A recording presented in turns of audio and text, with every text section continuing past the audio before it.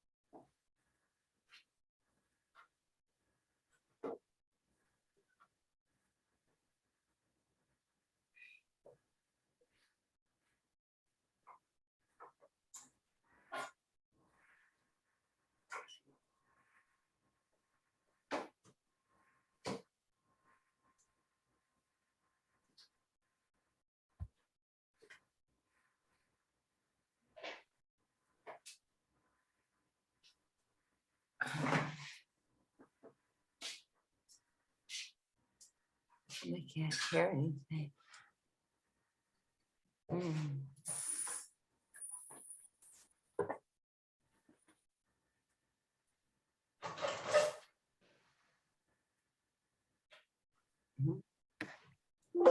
There's no sound.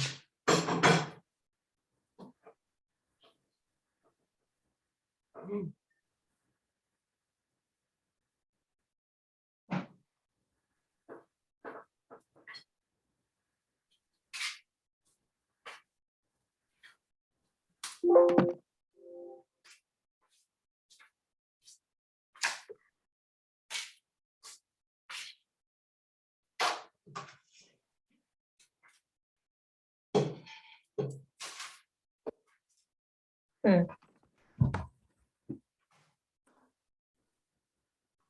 okay.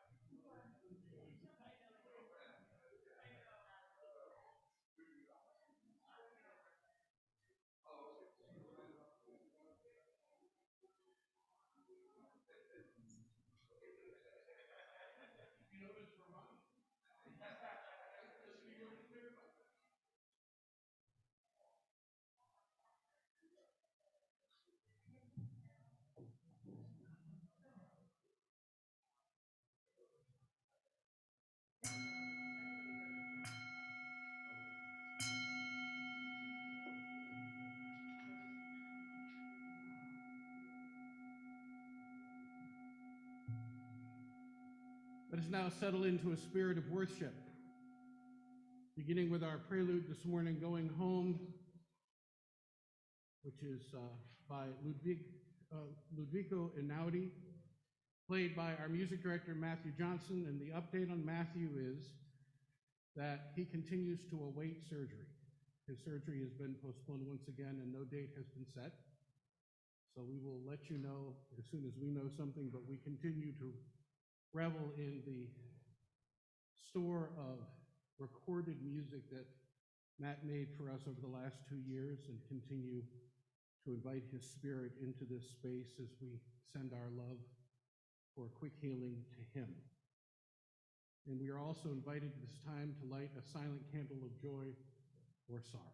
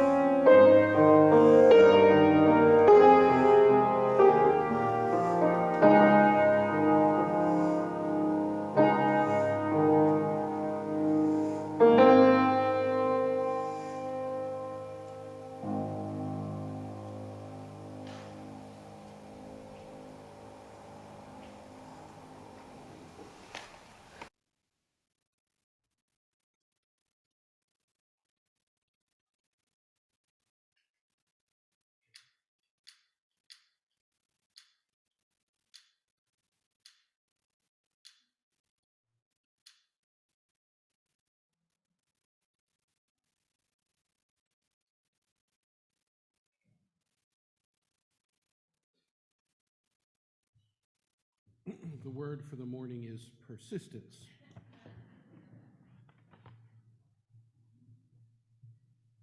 Turn to the words of my colleague and friend, Victoria Weinstein, for our chalice lighting this morning. Let us be in the spirit of prayer. Spirit of life and love. We've gathered again out of our own separateness to know that we are not alone. In our fears, we are not alone. In our grasping for peace, finding it in fleeting moments and losing it again to some turmoil of the mind and heart, we are not alone. In our cynical moments, our wonderings, is this all there is? Is this the best we can do? Is this the best I can do? We are not alone. In our pain, we are not alone, and so we dwell in you, spirit of healing and wholeness, for this brief time, willing to be held here in an immense and eternal love, whose origins we do not know, whose reality is irresistible. It calls us on. It reaches between us to fill spaces. It consoles the grieving and it calms the anxious. It gives new vision to eyes dimmed by tears and exhaustion. It opens the ear to deeper truth. It makes a place in the heart as hope. Let us rest in this peace and be held here this day. Amen. And blessed be.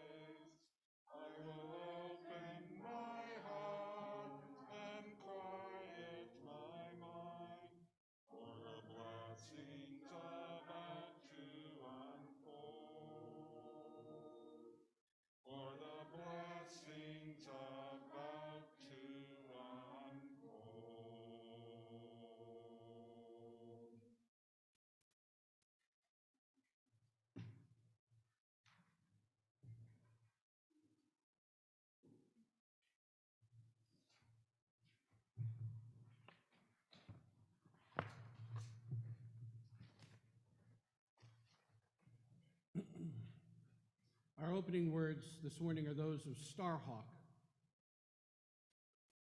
We are all longing to go home to some place we have never been, a place half remembered and half envisioned we can only catch glimpses from time to time.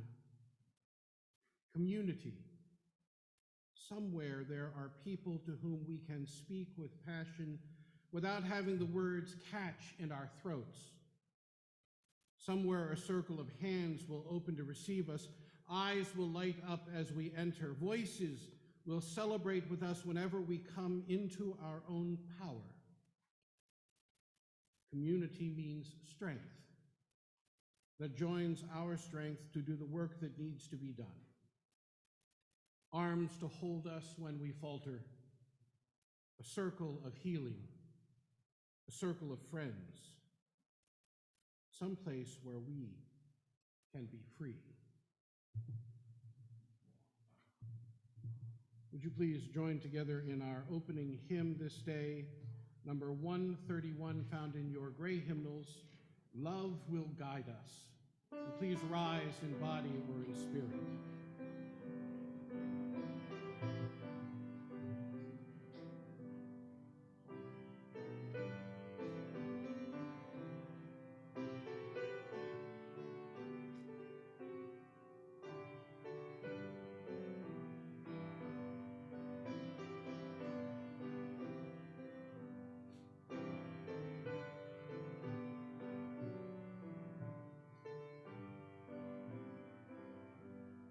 Love will guide us, peace has tried us, hope inside us will lead the way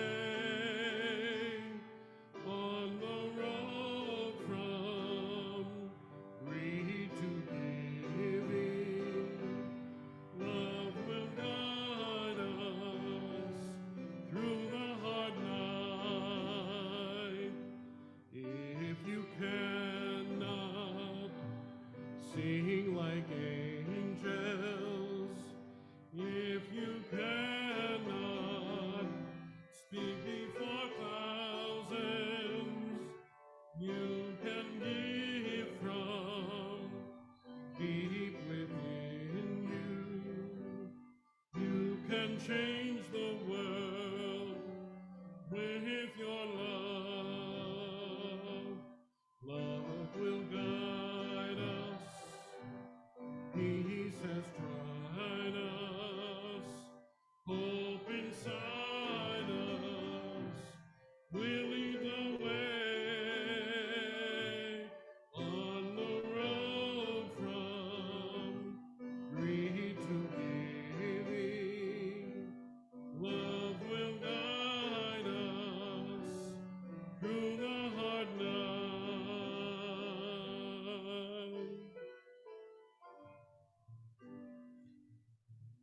Please be seated.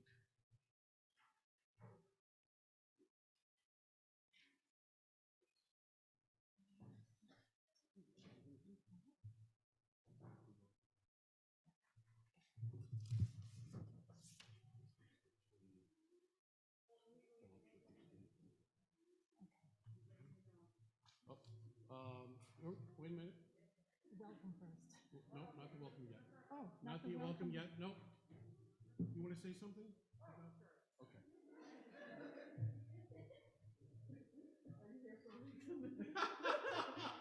Yes, I am here for a reason. Hi, everybody. Good morning. My name is Robin Mitskovich. I am the Director of Religious Exploration and Education here at UUCW.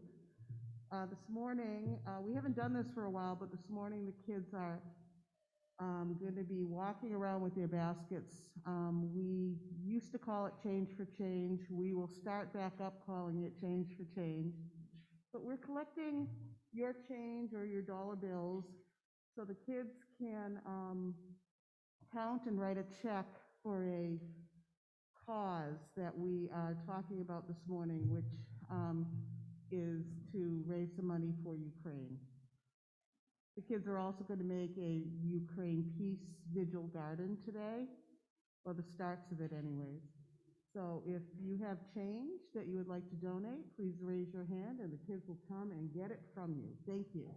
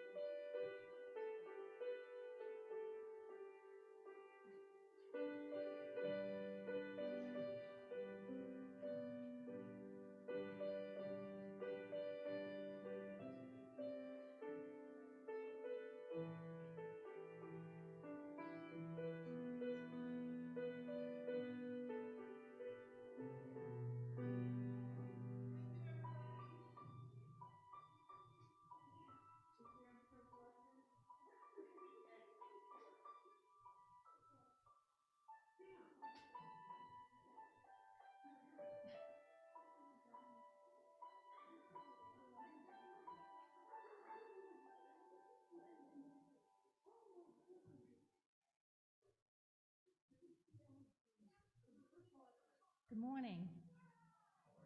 My name is Sue Nees, and I am this congregation's volunteer coordinator for In the Hour of Need Family Shelter. A couple weeks ago, I made the announcement that the Interfaith Hospitality Network changed its name to the In the Hour of Need Family Shelter. And as you may know, many of us here at UUCW volunteer our time to host the families and to help maintain the house. The work the staff does is amazing. On top of sheltering, we are caring for people by advocacy, job and education improvement, life skills classes, and lots of love and care. The 3-story home on June Street in Worcester, built in the mid-1800s, shelters 6 families. Currently, there are 2 toddlers, 5 elementary aged, and 4 teenagers with their families. In addition, 2 families were just secured housing for, and we are taking in 2 new families. On March 24th, we are having our biggest fundraiser of the year. It's the Virtual Evening of Hope. I'm inviting you to participate by purchasing a ticket and attending or sponsoring the event and or donating an item or service for our auction. My husband Joe and I are bronze sponsors. 100% of the money raised will go directly to the shelter. It's going to be a fun evening with entertainment, speakers, and an online auction. Visit ihnworcester.org for all the details, or speak to me or Robin or Sherry. Thank you. Now, welcome to the Unitarian Universalist Church of Worcester's Sunday morning worship service. We are glad that you have joined us this morning. We hope that this service gives you an opportunity to pause for a few minutes to gather in community so that we might care for each other, take a moment to reflect on our own well-being, and discover opportunities for spiritual refreshment and service in the wider world. To begin, we acknowledge that in Worcester, Massachusetts, we work, learn, live, and worship on the seized ancestral homeland of the Nipmuc people, who survived and remain active as the Nipmuc Nation. Large print hymnals and orders of service are located in the foyer, as well as hearing devices and pew cushions for those who would find any of these helpful. Please see one of our ushers or greeters for help locating any of these. For those of you joining us online, for safety purposes and so that we may come to know you better, as you are able, please list your name on your video feed. Please note that this service is being live streamed on Zoom and Facebook, as well as being recorded for future availability on the church YouTube channel and our website worship archive. We extend a very special welcome to newcomers this morning and invite you to fill out one of the cards found in the pews. You are welcome to drop the card in the offering plate or leave it in one of the boxes here in the sanctuary, fellowship hall, or in the sanctuary foyer on the door. Due to the pandemic, we are foregoing, oh no, we're not.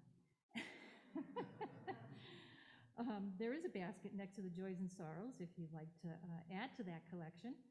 And for those of you, following the service this morning, you are invited to join us here in the sanctuary for a time of fellowship. Once again, welcome and thank you for joining us this morning.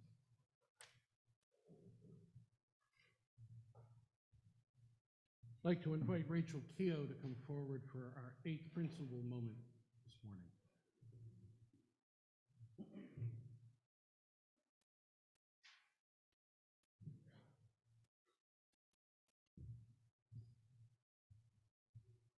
Good morning. Today's 8th principal moment story is being presented as received from a member of our congregation.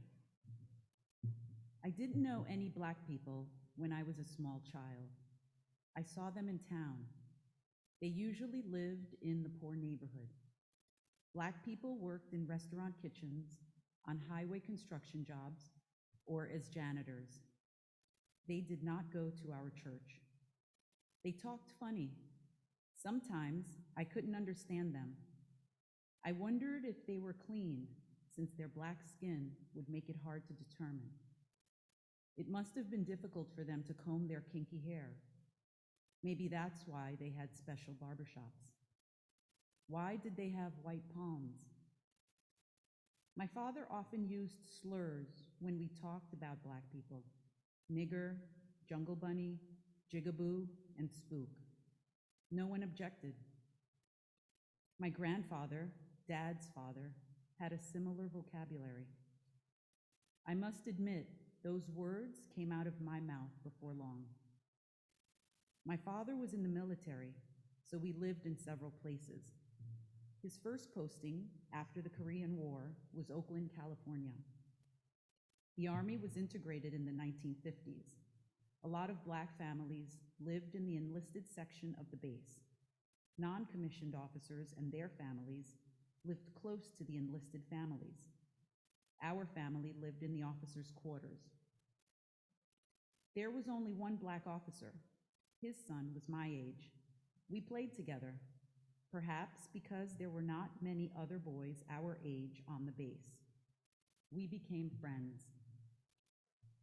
By that point in my life, which was 4th grade, I had learned it was bad to use certain words around Black people.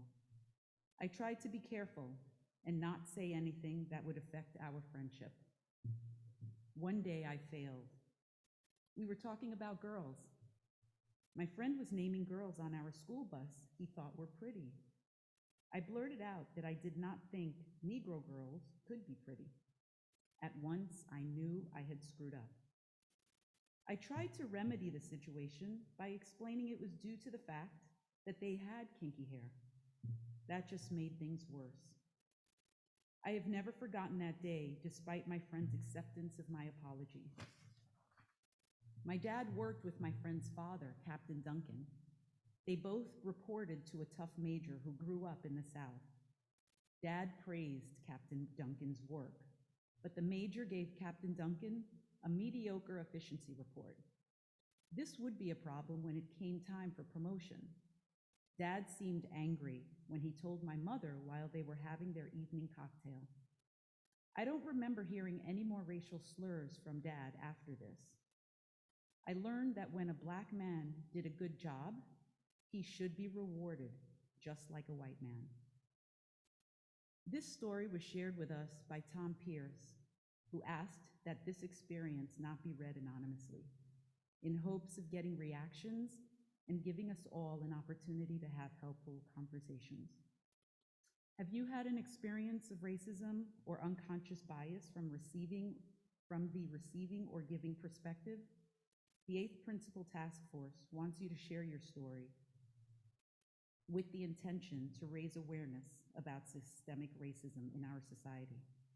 Your stories would be shared during a service and can be shared anonymously if you prefer. You can submit your story by completing a form which can be found on the church website. Under the Social Action tab, go to the 8th Principle option and it will bring you to the 8th Principle's webpage. There you will find information and the form on how to submit your story. Thank you.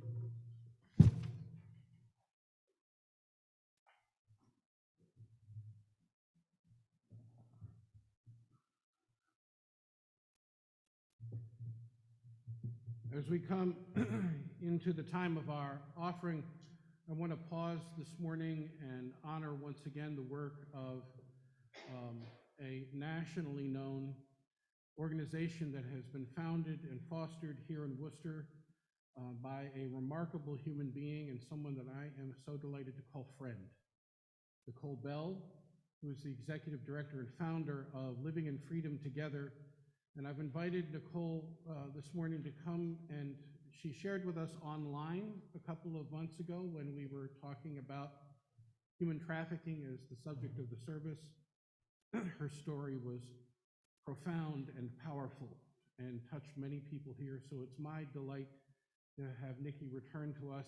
For those of you who read the Telegram and Gazette, you know that she was featured the last 48 hours with a rather extensive article on the breakfast that Lyft holds annually, where she was able to give a report on the agency's work. So thank you for being with us this morning, Nicole.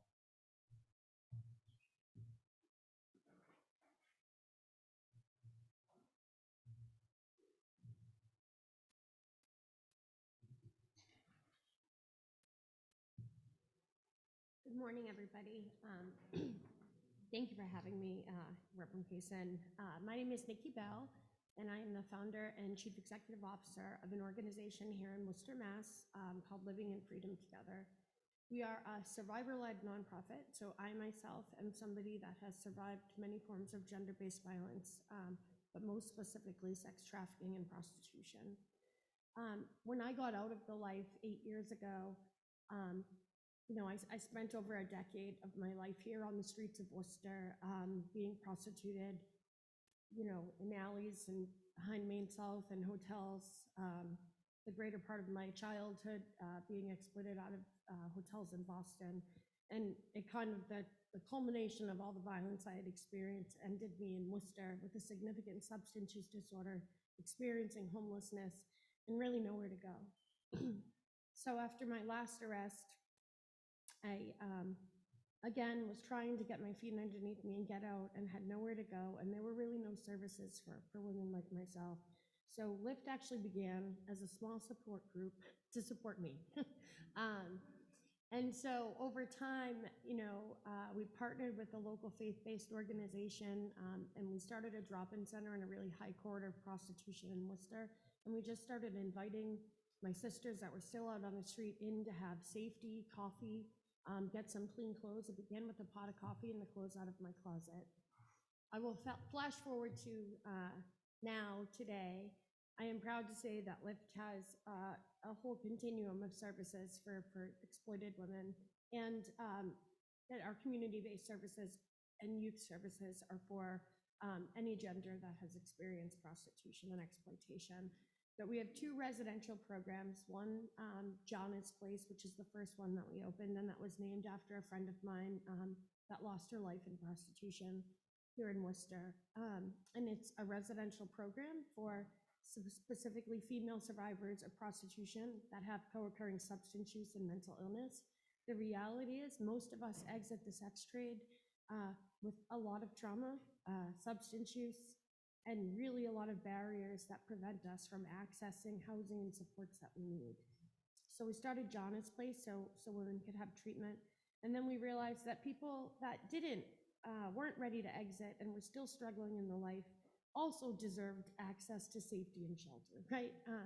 And so we created a program in the midst of the pandemic called Harbor, and it's a zero barrier access, maximum vulnerability shelter. So the people that are staying at Harbor are in fact still involved in prostitution, have untreated substance use, untreated mental health, and couldn't access the other shelters that had been set up for a variety of reasons.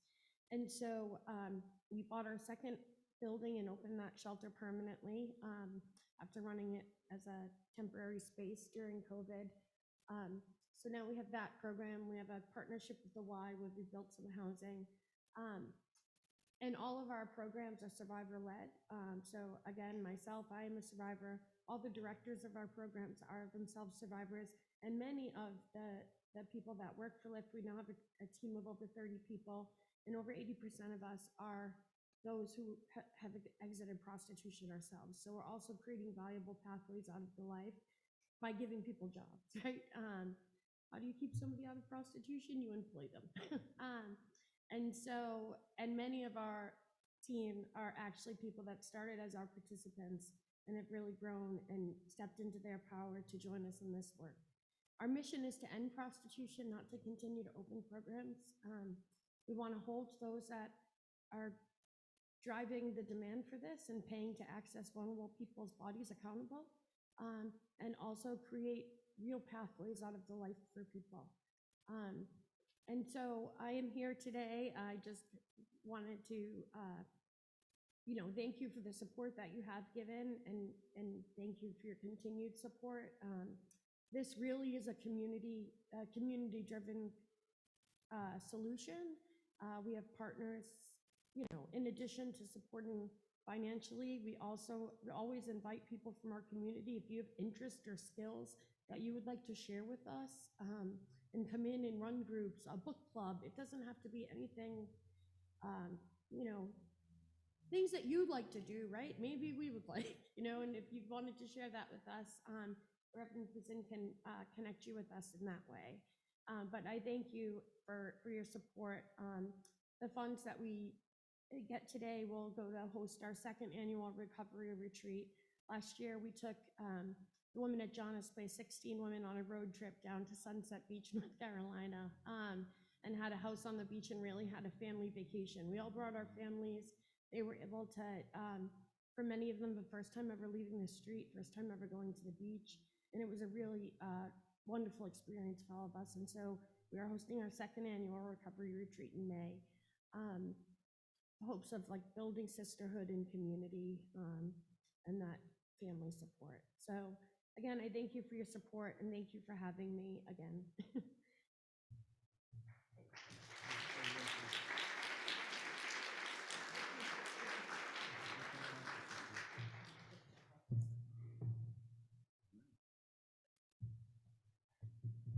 Thank you, Nikki, for joining us. My name's Maura Rouse, and I'm wrapping up the 50/50 collection request. If you make a donation in today's plate and you want it specifically to go to Lyft, you can use an envelope from the pew rack and indicate that. If you just give and don't mark it,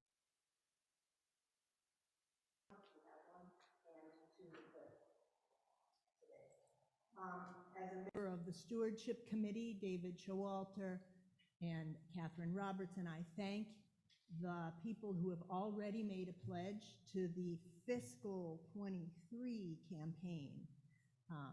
Our theme this year is gardening, as you know. I can't begin to follow Nikki with a compelling message, but I will say that we are so pleased to have received 19% of our goal already, about $43,000 in pledges, and we're aiming, thank you, Vanna, we're aiming for a goal of $225,000 to support next year's programming in our religious exploration, our constant availability of a phenomenal minister, the building, the music services, and all the support that this community provides. Safe communities, nurturing communities are so important. As today's offering is collected, I am mindful of the sunshine that penetrates our souls with the promise of spring. I'm aware of the wind passing among all of us everywhere. Let's celebrate the future by sustaining this place with our pledges and with today's offering.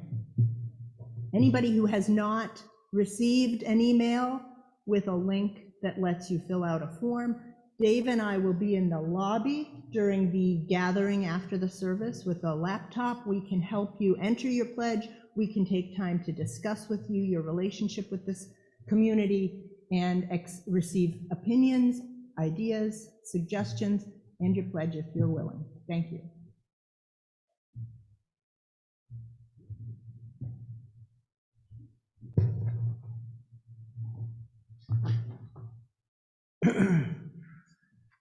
Maura, you may not seem as eloquent as Nikki, but your message is profound. And not just because I'm a minister who gets paid by the amount of money that gets collected, although that could be important. I am reminded every single day by members of the community at large about the importance of this congregation. I don't know if I shared with you a week or so ago, having had time with the deputy director of the emergency management agency here in Worcester, who came to look at our congregation, our church facilities as a possible shelter operation for emergency shelter operations, warming center, cooling center, place for displaced people should the electricity go out, you know, a number of scenarios that you can imagine. And she said to me, I said to her, you know, I would look forward to sharing this vision with the congregation because I think that there are people here who would be interested. She said, yeah, I know. She said, I mentioned the fact that I was coming to see you at a meeting I was just at, and about 4 people said, don't worry, if you've got Aaron involved, about 40 people will show up with him. You'll be fine. I think that's a reputation worth celebrating. I think that's an important message for this community at large, that we just don't do our own thing. We do some things so well together. And our pledge campaign is simply symbolic of our need to continue to manifest that in the community. And our support for LIFT and for the Interfaith Hospitality Network and for efforts to provide what's necessary for refugees in Ukraine and Afghan refugees that have come here, a Loaves and Fishes food pantry that continues to feed 65 families and more a month. And that's just the beginning. So my gratitude this morning is for you. And I want this offering that we take up every week to be a reflection of our gratitude for this place and for each other. And so it is with great accolade that we take up our morning offering this day.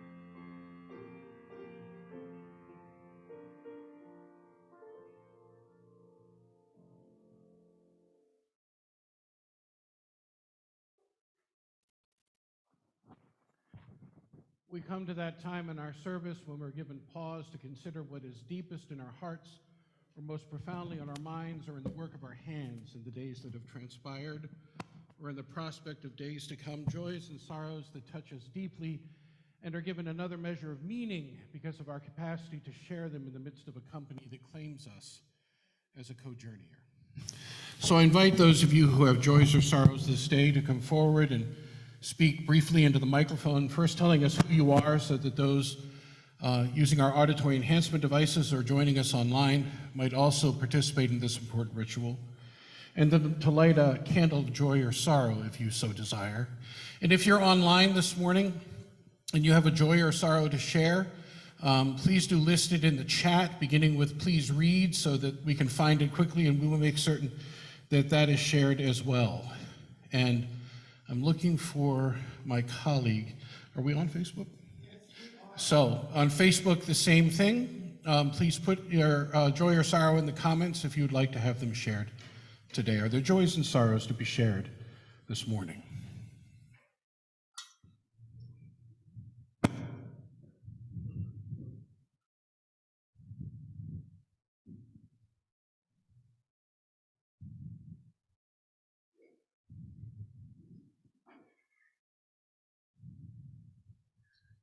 Hi, I'm Debbie Merrill, and I have two joys.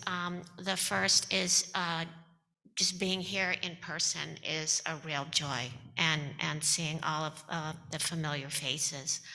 I know from being on the board that having the boiler collapse or die was one of the most dreaded possibilities for the church. And I can't imagine what it took for the board and for Aaron to get it all situated and fixed. And so I'm extremely grateful to Aaron for having done that so quickly and being able to be here again. So thank you, Aaron. And my second joy is that Ken and I had the opportunity to visit my mother and stepfather in Florida this year. And you probably won't remember, but 4 years ago, they got married at the age of 80. They continue to be in incredible spirits.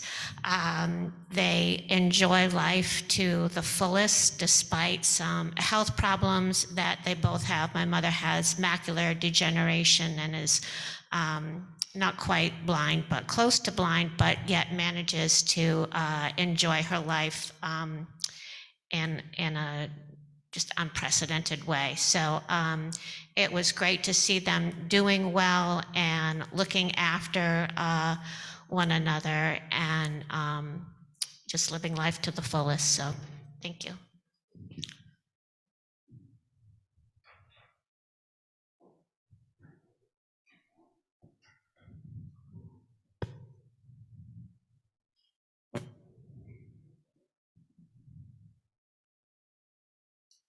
Nancy Hancock.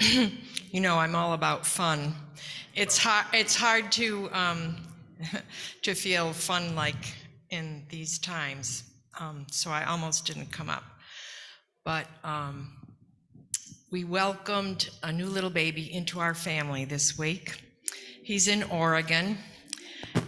So my mom wants to say hi to everyone, and I want to let you know she is a great-great-grandmother for the 3rd time. And this little baby boy they named Callan. I looked it up on the internet. What kind of a name is Callan for me, whose name is Nancy, you know, ordinary. So Callan is kind of an Irish name, it's a German name, it's kind of all over the place, although very few people name their child Callan. It's also gender neutral. But it kind of means brave in battle.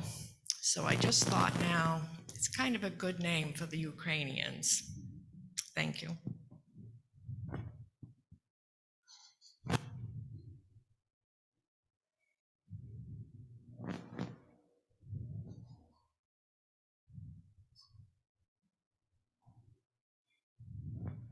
Hi, I'm Deb Bono.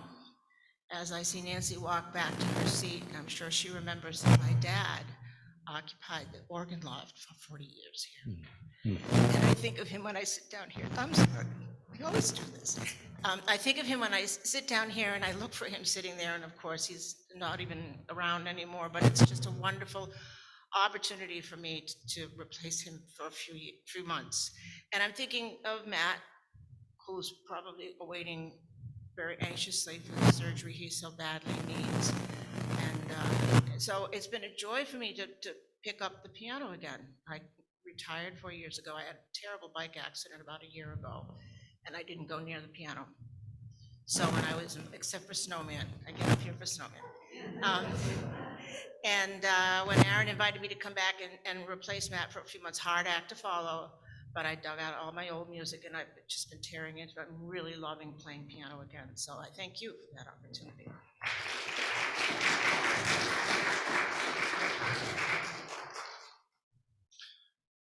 Been thinking this morning also about some others in our congregation. Randy Wagner is here this morning, and his mother had a stroke a couple of weeks ago, and I know that Randy has been filling his time with service to family and presence, and we're grateful to have Rachel with us as our interim music director, and for her to be accompanied by Sammy, who is a member of the choir and all-around helper when she comes into the building, which is extraordinary. So we want to keep all of that in mind.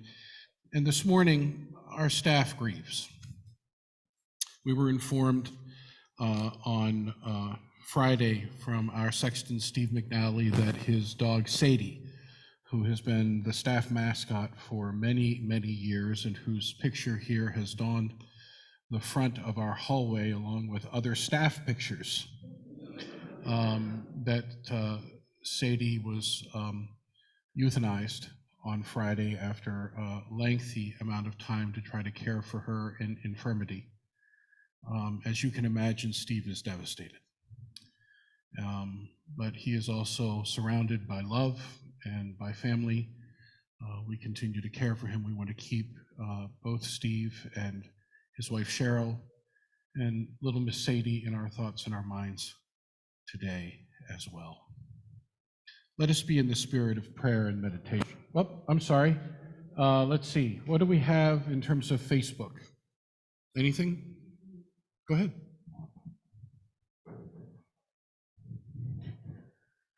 Hi, I'm Cheryl Lachey. I'm your community minister, having been a hospital chaplain and campus minister for nearly 20 years.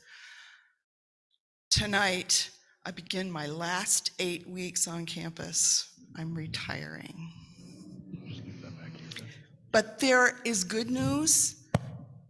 The work that I have been doing as a volunteer for the last 18 years at WPI will be a paid position for someone younger and have more energy like I did when I started. It will be full-time, year-round. I am not interested in doing that anymore. So I feel like there's a great legacy that this congregation created at WPI where they have never had a paid chaplain before.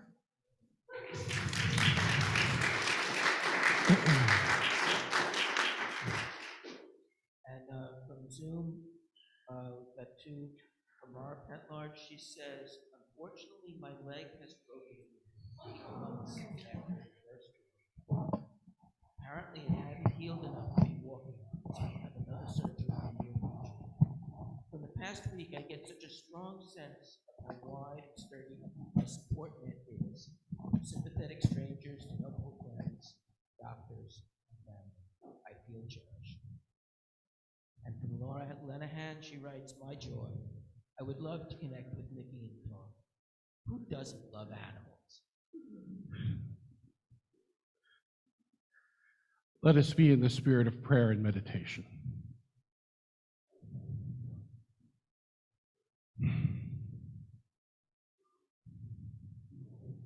Spirit of life, source of our inner and outermost being, we come this day remembering ourselves and those whom we love deep into the heart of this community. Mindful this day of the work that it takes to continue to maintain and to grow and to thrive in community. All of the various resources, time, talent, and energy. And we relish the thought of love as it blooms lifelong, so that we might have hope that whatever happens to us in body does not happen to us in spirit.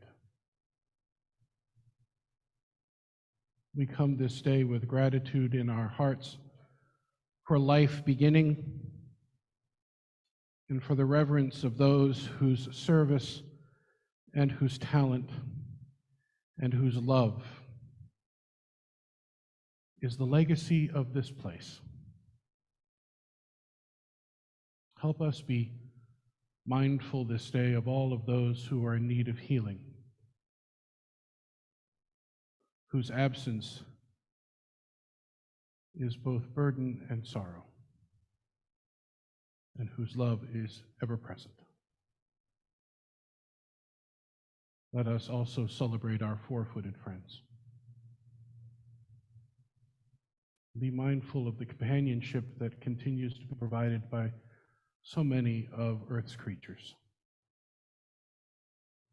Might we have the will to sustain an environment that cherishes them all.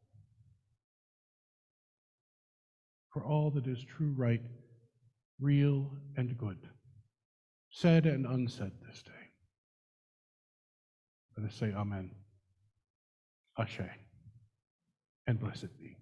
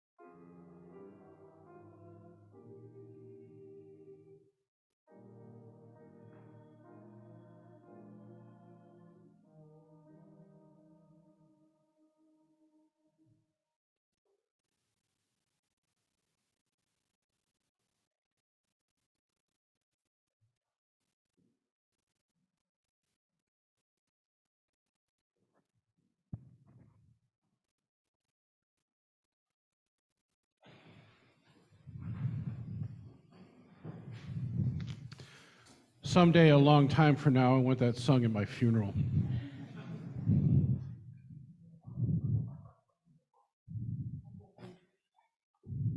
However, if I don't empty the dishwasher, that day could come sooner than later. I just want you to understand that there are conditions upon which that particular thing works. So my reflection this morning is born out of a conversation that I had earlier this week with the Committee on Right Relations and with a number of other people in the community over the last number of weeks, in which individuals and groups ponder the impact of the experience of the pandemic on our future as individuals and as communities. The image that I chose this week, which I'm not projecting, but you saw in the message and in the weekend reminder, was that of a space capsule, the top plunging back into the Earth's atmosphere, surrounded by flames of heat and fire as it descends quickly onto the globe. The heat of the pace of the descent on the spacecraft, the requisite worry of those aboard as they descend quickens as they wonder whether the craft will hold the enormous pressure? Will the science behind the effort prove trustworthy?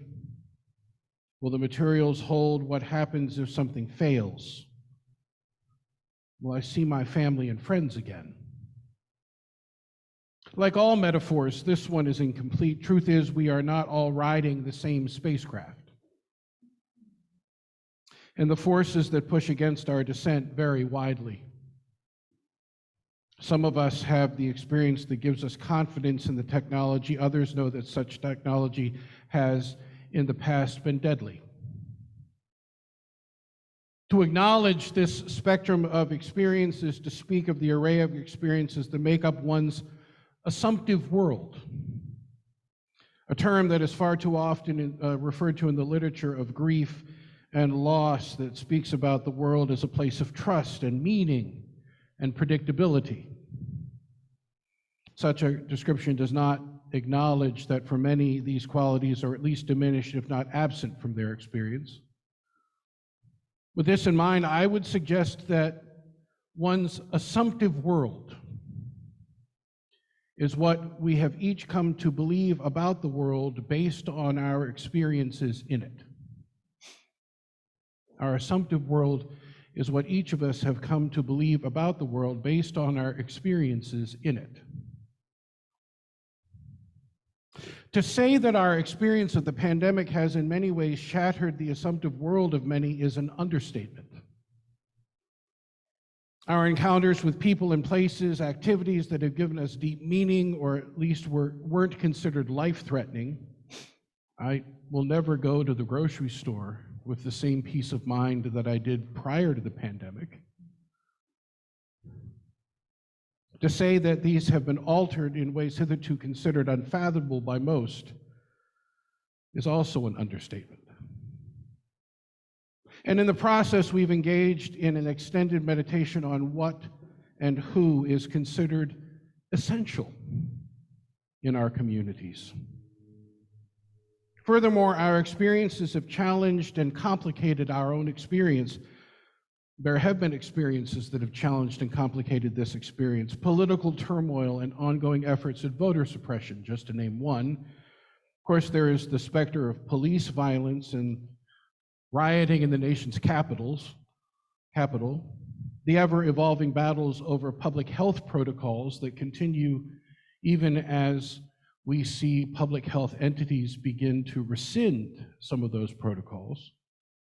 The end of one war and the start of another, just to name a few of the complicating factors, if you will. Add to this the death of over 6 million people worldwide to COVID-19, as well as the infection of 456,783,889 people as of this morning. And it's easy to see why this has been catastrophic for so many people,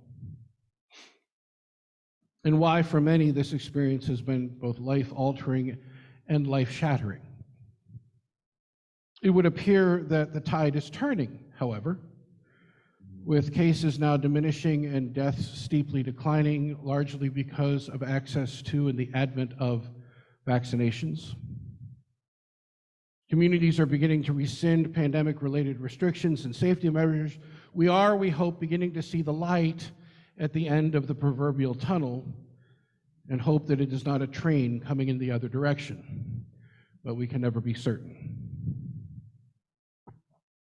This time of transition reminds me very much of a story that was told by author and Unitarian Universalist minister Robert Fulghum in his book Maybe, Maybe Not, about a trip that he and his wife took to Thailand in 1984. He notes, an acquaintance arranged for us to visit a forest reserve north of Chiang Mai, where elephants are still used for the heavy work of logging. We were to view the operation from elephant back. We cautiously climbed up into the equally shaky wooden platform strapped to the elephant's back. The anxiety of getting on was matched by the anxiety of riding. We were a long way off the ground, and it felt as if we would be catapulted that direction at any moment by the great lurching march of the beast. When the ladder was raised again for us to get off, I noticed a small sign attached to the top step. Notice, it said, instructions for dismounting from elephant. First, compose your mind. Much easier to get down than up. He continues, the ensuing years, much of the trip around the world has faded from conscious memory, but indelibly written in the operating instructions for my life is the admonition that from the top rung of that ladder in Thailand, the instructions continued concerning holding on with both hands, not poking the elephant, but it was the first line, he said, that spoke to me. Even now, when I am about to make a move of consequence, small or large, writes Fulgham, a warning light flashes in the control panel of my mind. This is an elephant dismount, it says. And sometimes, he writes, I actually manage to compose my mind. What does it mean to compose one's mind?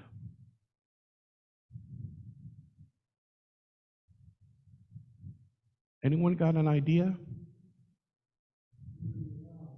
To be relaxed, okay? What else?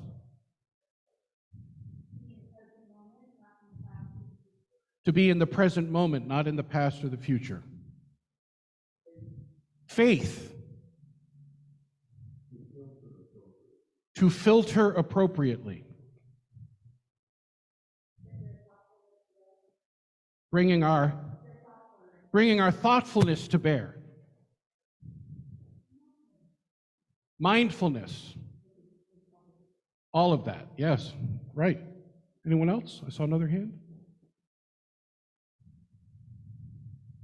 Well, I am mindful about another story that's attributed to the Quaker philosopher Douglas Steele, who recounts the tale out of Africa about a caravan that had been pushing their porters very hard for a very long time. Eventually, the porters stopped. Efforts to keep them going failed, and the traders demanded to know what's wrong. The Africans explained, we've been traveling so long and so fast that we need to wait for our souls to catch up with us. I want you to think about that story and the idea of the great quit. Because I wonder whether or not this thing that we have talked about in terms of quitting work is actually what Steele describes. That what we are experiencing communally is a moment where many of the people who have been pushed the hardest are saying, my soul is not yet with me, and I'm not continuing until it catches up.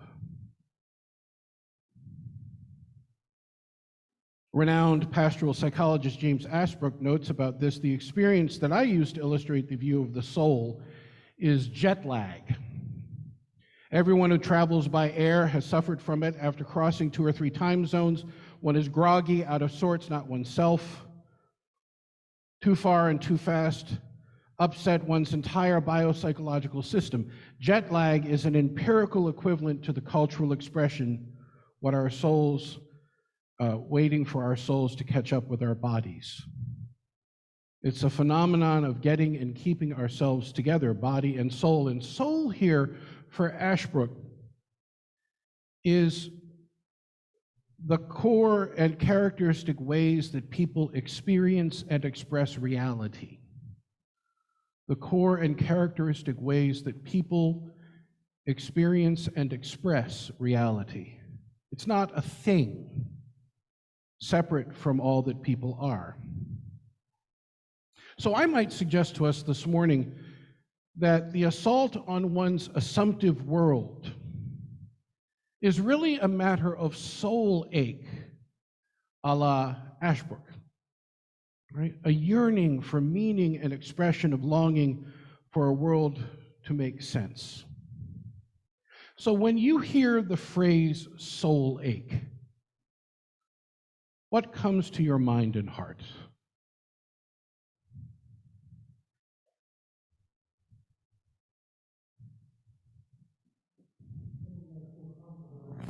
Someone you feel comfortable with, okay?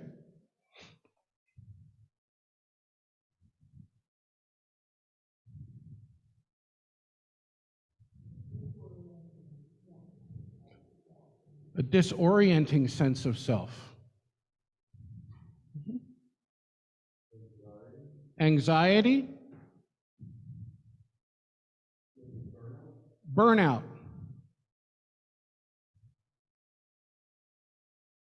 For me, it's actually the experience of yearning, pining, the experience that I long for something that I am not experiencing or feel that I have lost. It is the grasping for something that I either once relied on or thought was there, could trust in one moment of my existence, and now it seems elusive. And I want to suggest to us that one of the things that we can all, I think, identify with is moments of soul ache during the last couple of years,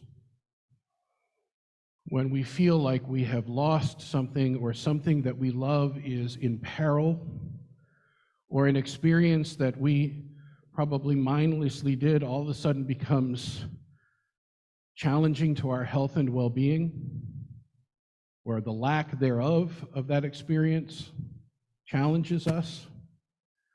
And I want to suggest to you, as we come back into this experience of re-entry, notice I didn't say going back to normal, right? Because I do not believe we're going to normal.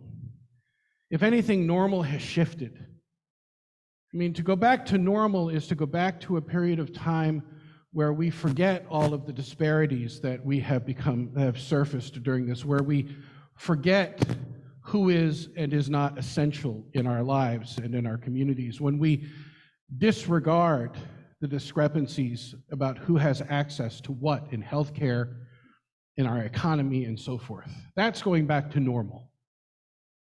And as far as I'm concerned, that is not something I want to do. I want to rediscover something that is normative, but I want that to be informed by this experience. I want to carry with me the wisdom of the people who have suffered. I want to carry with me the lessons that we have been invited to learn during this period of time. And so at this moment when we're thinking about re-entry, I want to talk about this as a pause point. Right? The author Atoll, who wrote Being Mortal, for those of you who have read him, wrote a book just before Being Mortal called The Checklist Manifesto. It's an interesting read. He was part of a surgery consultation, national surgery consultation, that came up with a way of identifying a checklist flow through pre-surgical and post-surgical periods. And they discovered interesting things like you give the antibiotic that you want someone to take in order for it to affect the patient who's undergoing surgery prophylactically. You give it to them about 45 minutes before the surgery starts so that the effect of that antibiotic peaks in the middle of the surgery, right? But the other thing that they discovered was they incredibly increased positive outcomes in surgical procedures by placing pause points in the process. Points where they did nothing but take a breath and make certain that what was supposed to happen prior to that point happened. And that by increasing the use of pause points throughout the process, pre-procedure, during the procedure, and post-procedure, they decreased the amount of failure in their process.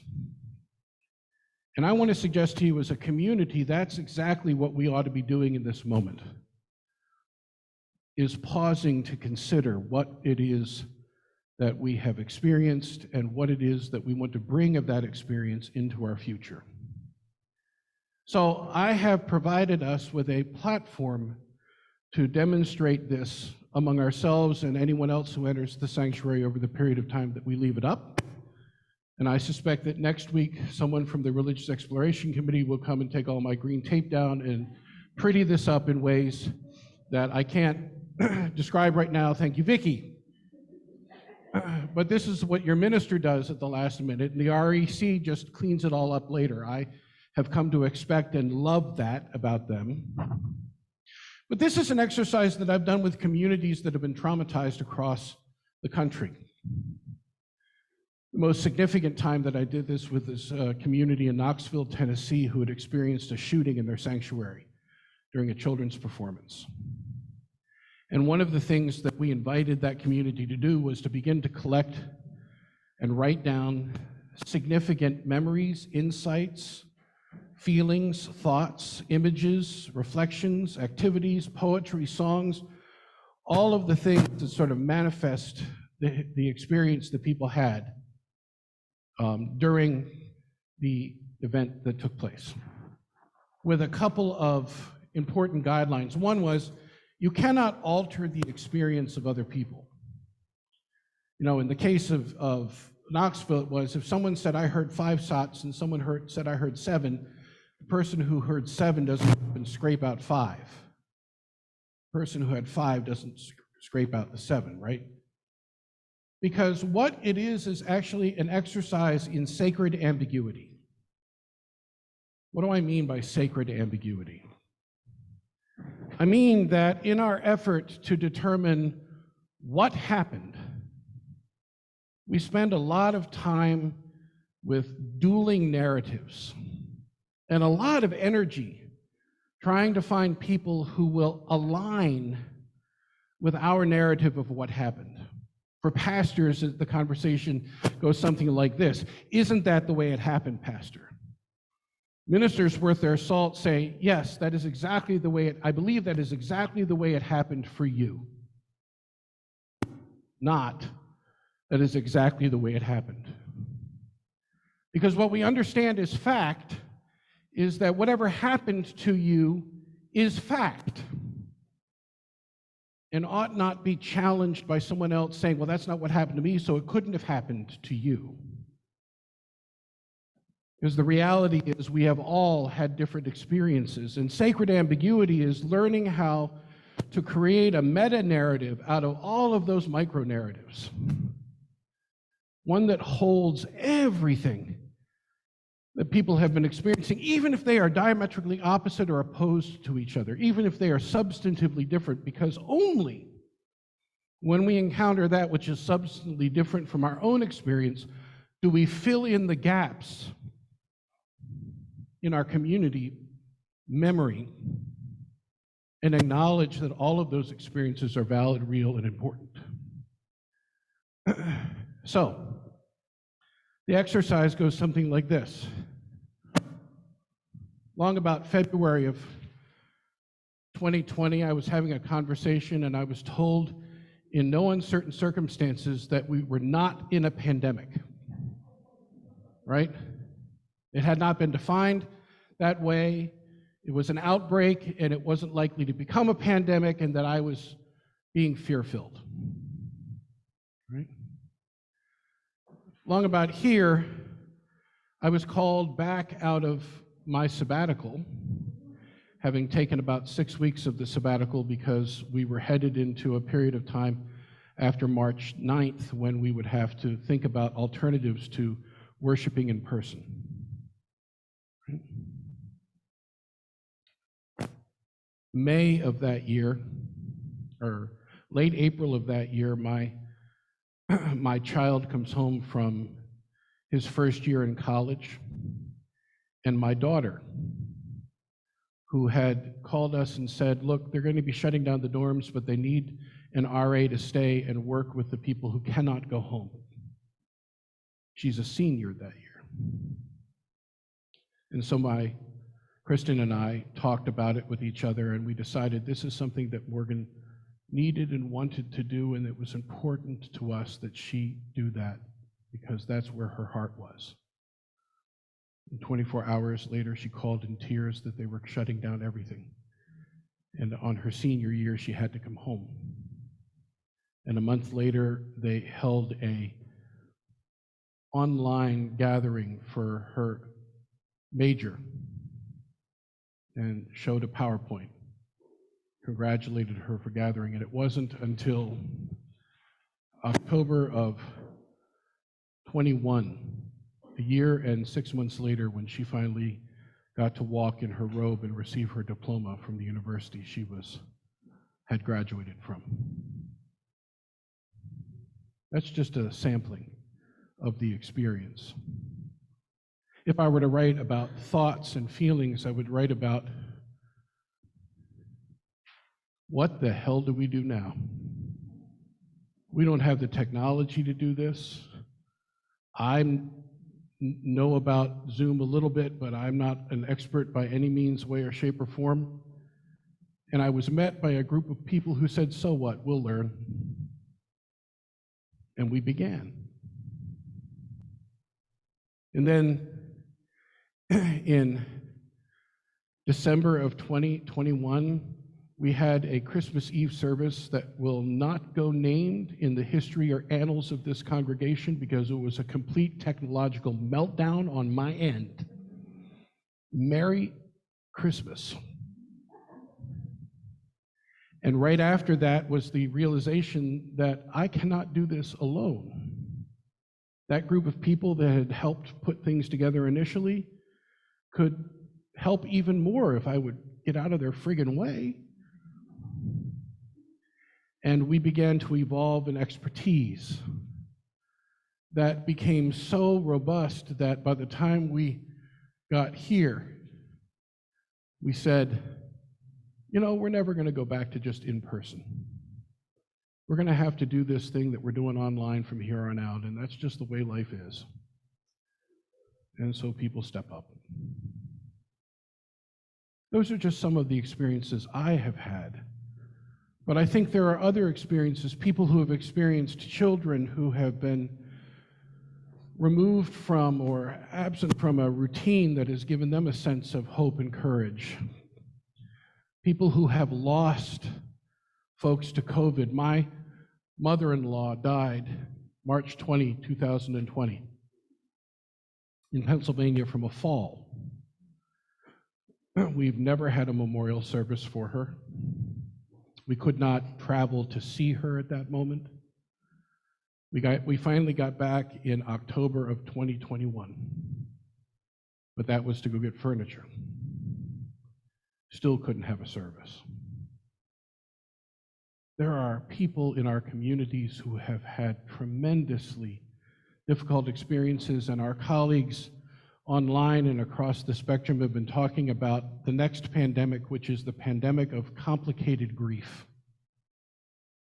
Grief that manifests itself in ways that are totally, how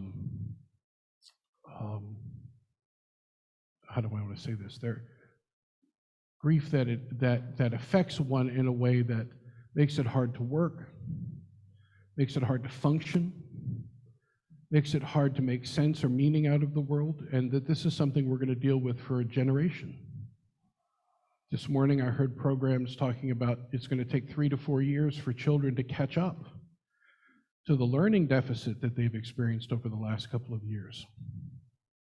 So we're entering into this period of reentry, but there is a lot that is before us. So that's why we didn't finish with March 2022 here, because I think part of this exercise is not just to remember the past, but it is to talk about our hope for the future. And I want to remind you that the opposite of grief is gratitude. Those of us who do grief work understand that the place where grief fundamentally starts to become transformed is the moment in which we can look at the things that have caused us such anxiousness and anxiety, and at the same time that we're feeling those feelings, we're able to access things that remind us of all that we have and those that are around us. I talk about grief in terms of a lens that, you know, when you're in deep grief, it is the lens through which you view the entire world. But eventually, in recovery from that, you realize you have many lenses. Grief is one of them. It never goes away. My father's picture still hangs in my office, and I talk with him every day. Died in 1994. I can go there. But I also can go so many other places. So that's part of what this exercise is about. So there are guidelines here, making certain that you talk about your own experiences. If you're quoting another, add attribution. Don't alter anyone else's notation or experience. Note that this timeline will be made open to anyone who enters the sanctuary, whether they're a member of the congregation or not, and that you treat each other's experiences with respect, that you learn something from it. So I'm going to stop there because I have spoken beyond my time. You know, Unitarian Universalists say they don't believe in sin, but going over and worship, that comes close. So I want to respect that. And I want to close with a very favorite quote of mine from Jalaluddin Rumi, the Sufi mystic, who speaks to me of times like these.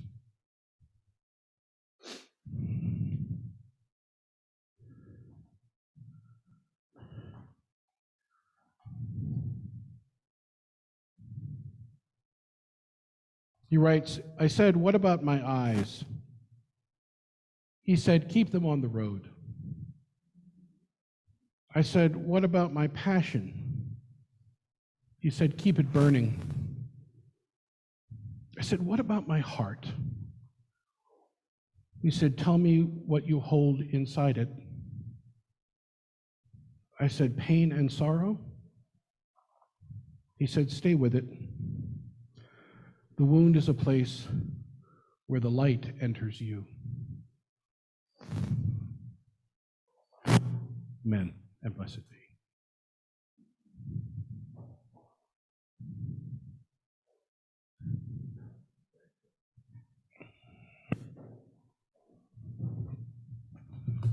Would you please rise in body or in spirit and join together in our closing hymn, number 1028.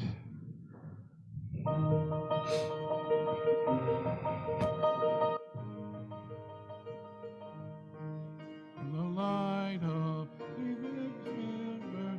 it's a beacon bright and clear, joining hands and hearts and spirits into faith free from fear. When the fire of commitment sets your mind and soul ablaze, when our hunger and our passion meet to call us on our way, when we live with deep assurance of the flame that burns within, then our promise finds fulfillment and our future can begin.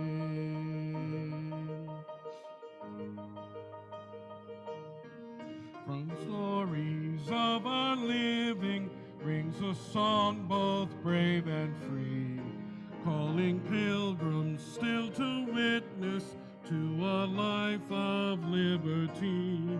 When the fire of commitment sets our mind and soul ablaze, when our hunger and our passion meet to call us on our way, when we live with deep assurance of the flame that burns within, then our promise finds fulfillment and our future can begin.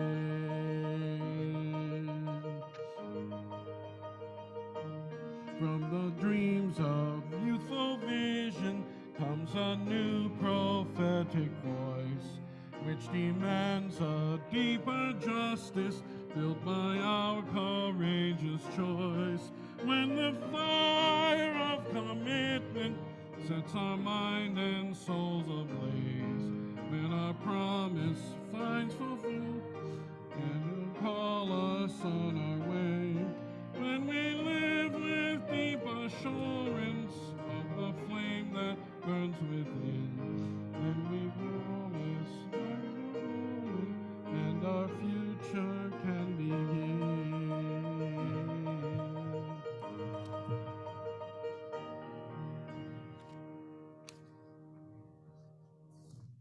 Let this be our final word this day, and we will forego our postlude in service to our opportunity to be with each other in fellowship. Go forth in simplicity. Find and walk the path that leads to compassion and wisdom, that leads to happiness and peace and ease. Welcome the stranger and open your heart to a world in need of healing. Be courageous before the forces of hate. Hold and embody a vision of the common good that serves the needs of all Earth's peoples. Amen. Ashe, and blessed be. Once again, beloved, worship in this place has ended, but our service continues next with an opportunity for conversation.